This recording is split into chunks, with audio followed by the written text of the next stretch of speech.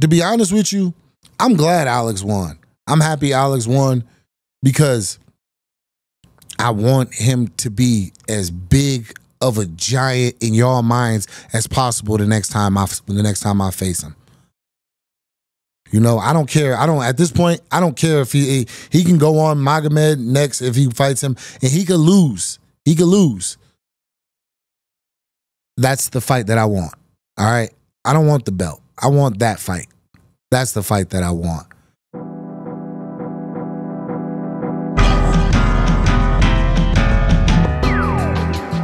What's going on, Sweet Dreams Nation? Here we have it. We have UFC 307 just ended this past weekend. I've been doing a little bit of traveling, handling some personal things, and I'm here now. We're gonna talk about it. We're gonna break down them, get into the fights. I was there live. I seen them. It was a fairly good card, good action, and pretty much throughout highly questionable decisions and things like that. But we're gonna talk about it. Which honestly, we can kind of get to that right off the bat. You know, even though we didn't break this fight down, I kind of wanted to just get in and say talk about the first fight, the second fight of the night, the Carla Esparza Tecia Torres fight. Now, for the most part, when the action was kind of, it was a little slow for the most part, but other than certain moments. But first round, Carla comes out and gets a takedown. Controls for most of that round. Second round, Tecia, I mean, I could see where you get that. Tecia was implementing the leg kick, having success with that. Beat Carla's leg up pretty bad. But I'd say Carla landed the bigger punches in that round and bigger shots, and you know, it was a little bit more forward. The third round, undeniably, Carla Esparza won that round. She came out, was on the forward leg. This is the end of her career, and she poured everything into the end of that. Went out, had Tecia on the ground, landing big shots. Was to me looking like she almost was could have been a finish.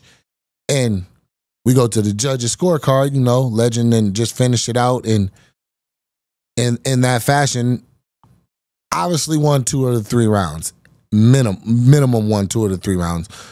Possibly could have won the second round also. And one of the judges gave it 30-27 the other way to Tecia Torres. All judges scored it for Tecia Torres. I don't know what to say.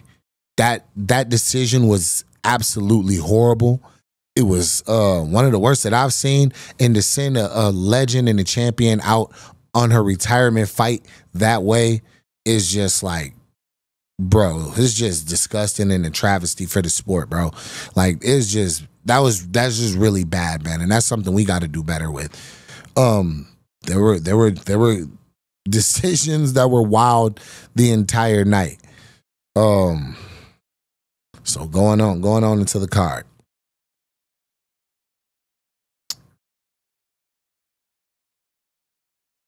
Prelims, we got into the Marina Rodriguez versus Yasmin Luciendo. Yasmin showed that she has explosive grappling. She can get her to the. She can get you. She can take you to the ground. She can land good shots when she's on the ground, and she's able to make up for being at that height disadvantage, because it did give her some trouble. She did eat some shots because of it, but all in all, she used her grappling to kind of overcome that. So that was pretty much how that one went. The Stephen Wonderboy Thompson versus Joaquin Buckley. This is a fight that played out a lot on the feet, a lot, and kind of went how I thought it would go.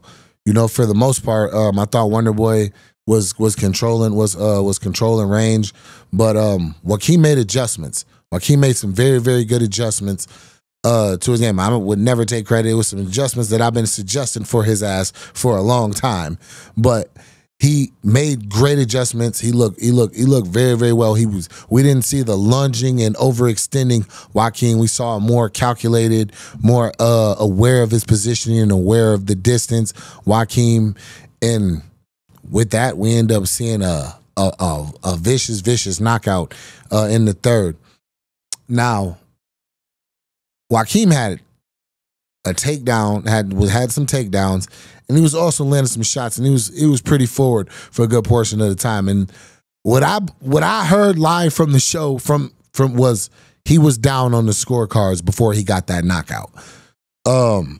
I don't know what to say to that. I had it up Joaquim. I had it 1-1, possibly 2-0 for Joaquim. So yeah, take with that as you will. It was like I said, it was a weird night of judging. Heading into the main card, Ketlin Vieira versus Kayla Harris. We got to see Kayla Harris in some adversity. It wasn't the wash or just the walk in the park that I thought or that I called. I'll eat that one. I was wrong on that one. Ketlin did well defending the takedown and she landed some strikes on the inside. She put her through some adversity, but Carla still dominated this fight. For the most part, she controlled her. She controlled where the fight went. Whenever it was standing, she still landed very, very good shots and was able to get to her wrestling, get her down, and just kind of controlled the fight for the most part. But Ketlin put up more of a fight than I thought she would. So shout out to her. Roman Delite versus Kevin Holland. Didn't get much from this one. The fight ended first round due to injury from Kevin Holland. He came out, he looked well, he was controlling distance well, putting shots together.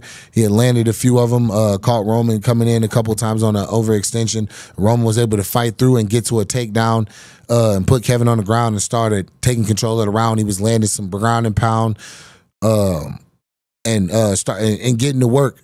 From there, Kevin swung for an arm bar, I believe it was, and Roman reacted with a stack, and he was dropped his weight down on him, and I believe that popped and broke a rib on Kevin, and it was kind of no mas. He kind of rolled over from there and was kind of flat on his stomach, and he looked, you could tell right away, as soon as he turned on his stomach, he was not moving. The only thing was just kind of covering up. From that point, he somehow got to the end of the round, and they called it because, yeah, broken rib is something that you can't really fight with.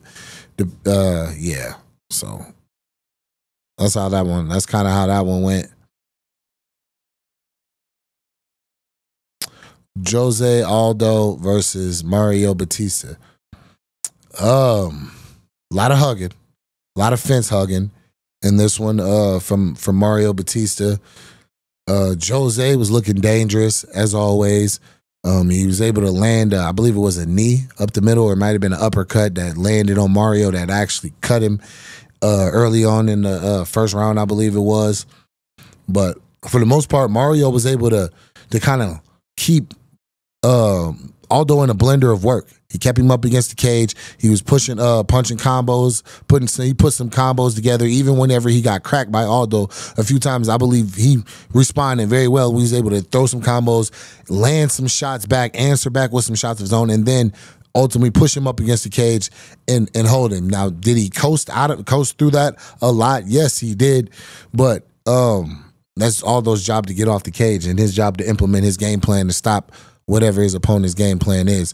So, and I don't think he did that. I think that Mario was able to implement his game plan, and he was able to control the fight, and I believe that's what got him the victory, and I believe they did score it right. You know, a lot of people are going to say it. I know a lot of people are going to give me flack. They're going to be mad as hell about it, but I don't care. Mario did the work, and he did earn that victory in my eyes. You know, was it the way that I would have done it, or I mean, I don't know. You never know. Whenever you in there, certain fights, you know, you can get in there, and it might be that. Nah, I wouldn't be in a blender of just holding somebody. If I'm holding you up, and I'm looking to beat you up, get you down, and looking for a finish. But you know, that was his path to victory, and I believe he implemented it, and he implemented it in a way that should have ultimately resulted in him getting the victory, which it did. Juliana Pena versus Raquel Pennington. It was a really back and forth fight. Early on, Juliana was kind of landing that hook, that little looping hook that she throws at the end of her punches, and Raquel's momentum was kind of walking her right into it. So at the end of the exchanges, that was the main thing that you were kind of seeing on early on was Juliana landing those shots, and then she was able to get the takedowns. She was able to get on her back and ride her back out. I believe it was for the second round. First round, she got her down, was able to control that as well. Now, I'm gonna be honest. I looked in the crowd around me. I was sitting next to Cowboy.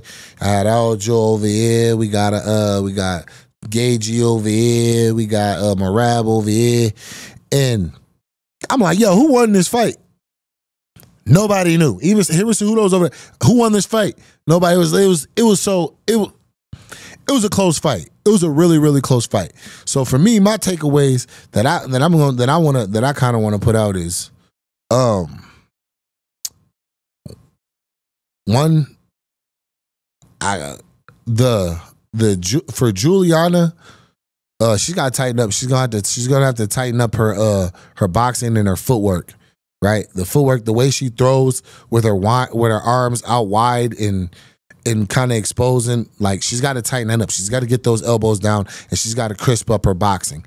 Raquel, I don't know what it's gonna take, but she's got to get in. She's got to understand the way that she punches is not normal to like the average female MMA fighter. She that jab cross, it's more like she's going through it mechanically rather than the memory. All right, this is how I know how to set it up for it to work and for it to land. Once she does that and starts to land that jab and sit in and start to get in with combinations and understand how to, just, I don't know, man, just kind of like fuck these bitches, like fuck their range. You know what I'm saying? When she lands, you've seen it. She put Juliana down with one of the punches, but when she lands, like, dog, it's nasty. And I would like to see her do that more, like land punches more.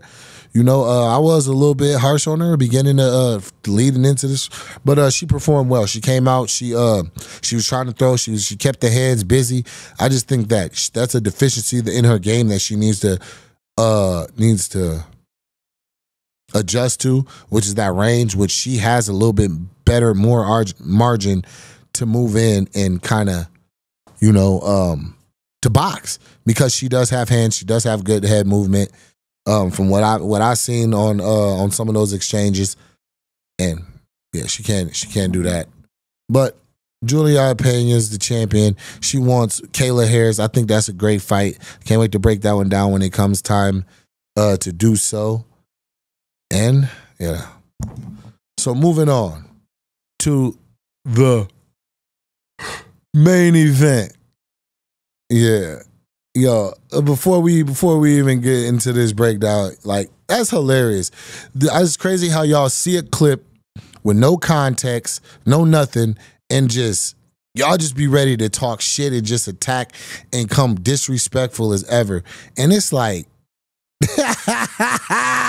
it's hilarious. All right, so now I wasn't mic'd up or anything like that, so I could explain the context of the YAWN and things like that after the fight. Was I saying? I think I did hear where a reporter told Alex, "Oh, Jamahal said the fight was boring." I never said the fight was boring. All right, I want to start this off by giving Khalil his props, because he showed a level of toughness, a level of preparation that that was a question mark for me in this fight for him. And like I said, he got tired fairly early. He was able to hold his composure until a little bit later than I expected in the fight. He lasted longer than I expected him to in the fight. He gave Alex more question marks. You know what I mean? That I thought he would, because of the southpaw stance and things like that, and like all the things that I talked about in the break now, right? So yeah, in that sense, it was an entertaining fight. We saw some adversity, we saw adjustments in game plan. There's one thing I will give Alex credit for also. Which we already knew, he adjusted his game plan a few times in that fight till he ultimately found his way to the finish and to the victory, right? So I will give him credit for that. Now, to the YAWN at the end was it entertaining? Yes. Was I impressed? No. The YAWN I'm not impressed. I'm not impressed. I'm ready to go. Was it entertaining? Yes. Am I impressed? No. Did I see anything in the cage that scares me or that I didn't expect to see? No. So as far as reacting and everything, I don't think I really need to do much of a reaction to this fight, because before, if you watch my breakdowns, you can see I told you exactly how this fight was gonna go. And we can just sit and I'm gonna react to this, and I'll take my lumps where I was wrong at. You bring that up. So how I see this for Khalil is the fact of when he gets hit and when you get in his face, especially a jab and things like that, from the way he stands, that Muay Thai stance, he's not him. He leans back. He's not in position to counter. So there's no real threat of a counter coming back at you. If you set up your shots, if you land, especially if you land clean, you land good shots, which Alex does. He's proficient at it. He's made a legacy of it in kickboxing and now in MMA from being able to land his shots. That's a huge problem. It also is the physical attribute. Alex is like 6'5". He's about 6'4" and a half, 6'5". He's got about like an 80-inch reach, while Khalil is sitting on the shorter end, closer to 6 foot. I believe he's listed as 6'1". Yeah. I believe he's listed as 6'1". He's closer to 6 foot with about a 2.5-inch reach disadvantage. Alex, like we know we got with Alex. You got the powerful left hook. He's steady evolving his game. So he's got the kickboxing, he's got kick. Now, with that right, the height advantage, those things, that's why you've seen things in the fight like Khalil getting tired as he was just out of reach and things like that. He ultimately got tired at the end because he couldn't reach Alex. He had to explode to be able to get to the punches, and then a lot of the punches that whenever he was able to land, he wasn't able to follow up much behind them, right? And like I said earlier, even in the video, if you throw a singular shot, if you're throwing singular shots, one-shotting, and it's blocked, you're open to be countered, which is what happened early on in the fight. Alex was throwing single shots. Khalil blocked a couple of them, and he was able to get off on the southpaw angle and land. He was mainly in trouble whenever he was circling to Alex's power side, which is something that you don't want to do. And even going back into whenever I fought Alex, there's a reason why he didn't come out and rush me and try to stomp at me in the cage, right? Didn't just try to open up all these things right out the gate. Right? Because of the angle that I made him fight on. When Khalil had him fighting on that angle, he had success. Whenever he started to flow the way, like where I flowed after the break, which is why the stoppage when the reset was so important, because during the reset, that angle was taken away from me, and then I had to get on the angle where he inflicted a lot of damage on Khalil. If you go back and you watch him, you can see what I'm talking about if you're an X's and O fighting guy. But yeah, we can keep playing this.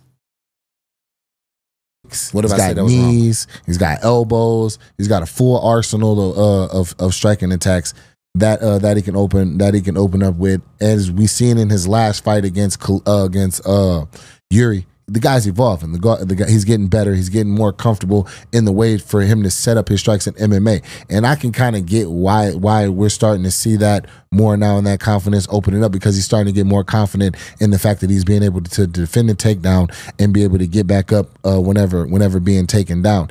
And that starts that. Whenever you start to feel that, that's a whole new adjustment. That starts to open up things. So now things that were comfortable in kickboxing for him, he's going to be able to blend it in a lot better now in MMA, for the fact of he's not, he's not scared of being taken down. Plus, he's getting matchups with people that aren't really interested in taking him down. Mm-hmm.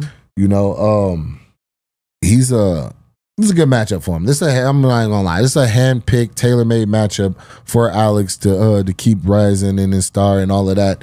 And that's really how I look at this. For Alex's game is kind of wide open here. I believe Khalil will use the oblique kick. I believe he'll use it as much as he needs to. Probably not. if he does, jabs. Alex just has to be fast. He has to be fast. That jab that he does to the chest, like I said, this is a tailor-made matchup for Alex. His pressure, his forward pressure is a lot more present inside of the cage as it is than it is on film. Yeah. Right? So he's gonna Khalil's gonna feel that. He's gonna have to adjust to that, especially with him not being as tall. Alex is going to have to do combinations the one way that he can give Khalil a shot, because even anybody, it's a fight. If anybody is one-shotting like that, like the jab to the body or just one heavy kick and things like that, if a guy blocks it, he's going to be able to counter, right? He's going to have the ability to counter. The way for Alex to minimize that and take that away is be fast and throw and enter in with combinations, right? So a jab, feint, jab, bang, bang, and enter with combinations. I believe if that jab to the body, that body jab from Alex is going to be how he kind of gets in and sits in. From there, I believe that he's going to go body jab to the body. From there to work his combination up to the head to possibly find that left hook, or even a right straight is there too, as well as a head kick.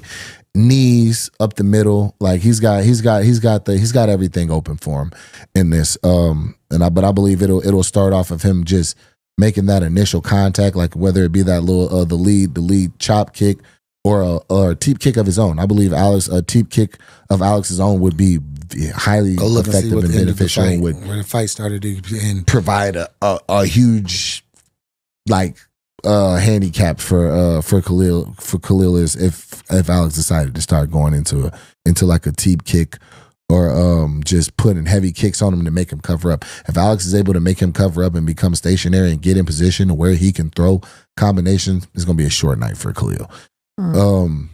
And he doesn't have to do this, and he don't have to do this early. If Khalil's going to try to sit back and be technical with Alex, Alex can just use that pressure to kind of bully him around the cage, and Khalil gets tired. He gets tired fairly quickly. Is he doesn't have the greatest cardio, the greatest gas tank, and we've seen Alex be able to finish a fight in the 5th round after going to war with the Izzy and other guys of like that and of that caliber.